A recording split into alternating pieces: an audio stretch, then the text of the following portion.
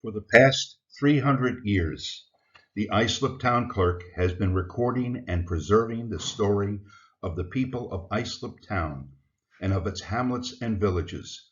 Along with the duty of the town clerk to record and preserve records, there is a requirement to interpret these records and documents and make them available to the public.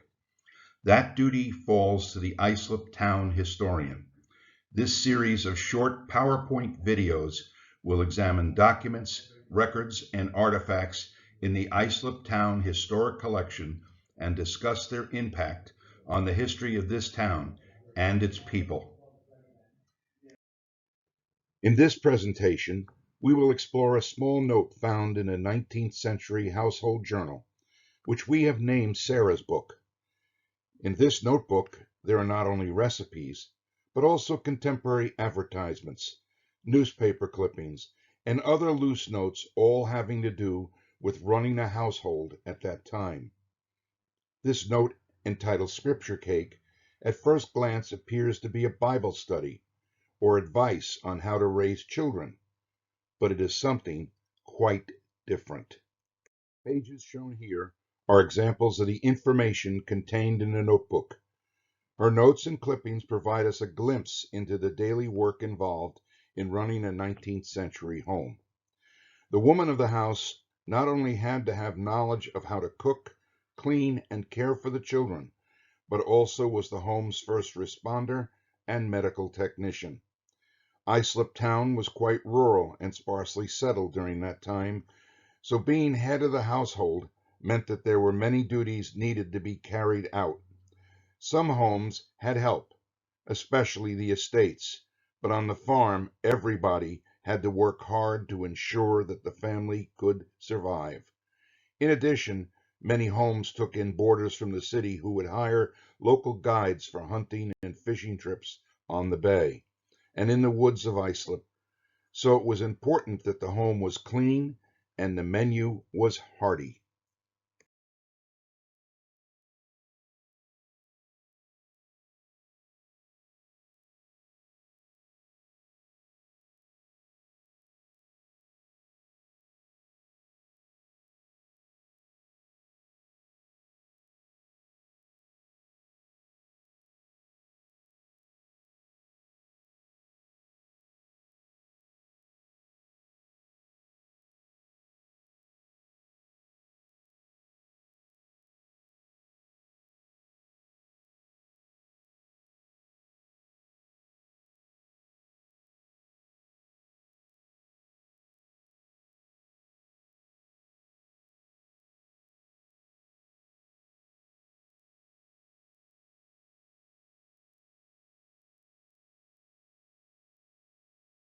Tucked in at the front of the notebook, in between a grocery list, a group of clipped advertisements, and a pamphlet of recipes from a cornstarch company, was this paper.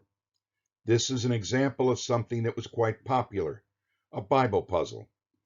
These were passed around and used to entertain as well as educate, as the Bible was not only a spiritual book for church and home, but also a textbook.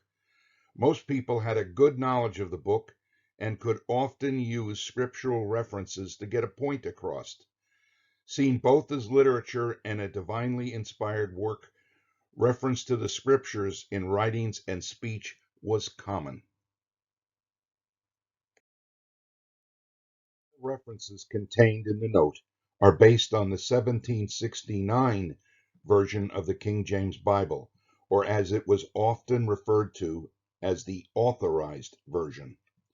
The reason that we can say this is that the quotes use Roman numerals for the chapters. The King James Version was updated in the latter part of the 19th century, and at that time the chapter numbers were changed to Arabic numerals. For this program, we are assuming that this is the early part of the 19th century, therefore when this was written, and many of the ingredients could be bought in a store, but in a rural area such as Islip Town, stores were few and far between. Therefore, as many ingredients as possible had to be from the home larder. The first verse cited talks of fine flour. So the baker is being told to use 2 cups of sifted flour for this recipe. The second verse, which is from the book of Judges, references butter, and so the baker is to use 1 1/2 cup of butter. The book of Jeremiah references sweet cane, and this meant that the baker would have to buy a hard cone of sugar from the store and then scrape 2 cups of sugar from the cone. This sugar was not as refined as we are used to today, so it was more yellow in color. The next verse called for the baker to add 2 cups of raisins to the recipe. The next 2 verses add 2 cups of figs and 1 cup of almonds to the ingredients. The cake is further sweetened by adding 2 tablespoons of honey. The selection from 2 Chronicles adds spices to the mix. Here the baker is left to their own devices how much and what spices to add to the ingredients. This is typical of 19th century baking, as it was much more of an art than a science. 6 eggs are called for by the passage from Jeremiah, while Leviticus adds a pinch of salt. A 1/2 cup of milk is what the reference to Judges calls for. At that time, this would have been whole milk. The book of Amos adds 2 teaspoonfuls of leaven, or yeast. In the 19th century, a homemaker would have to maintain a yeast culture and keep it healthy, as it was used in many ways, but was not found in stores until much later in the century. Now the recipe finishes telling the baker to beat the batter vigorously. One of the issues that would face a baker in the 19th century was that there were no sure temperatures. Unlike today, where we can set a specific temperature and hold it in a modern oven, they would be using wood or coal stoves or a brick bake oven. So baking back then was really much more of an art than a science.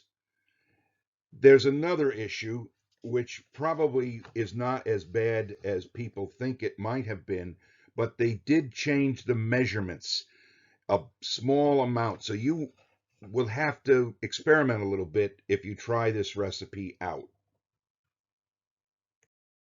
Here is the full decoded recipe. A modern recipe for date nut bread calls for a temperature of 300 degrees Fahrenheit for 1 hour. Once again, temperatures in the brick and metal ovens of the time, fired by wood or coal, were not always steady, so they would be more artists than we are today.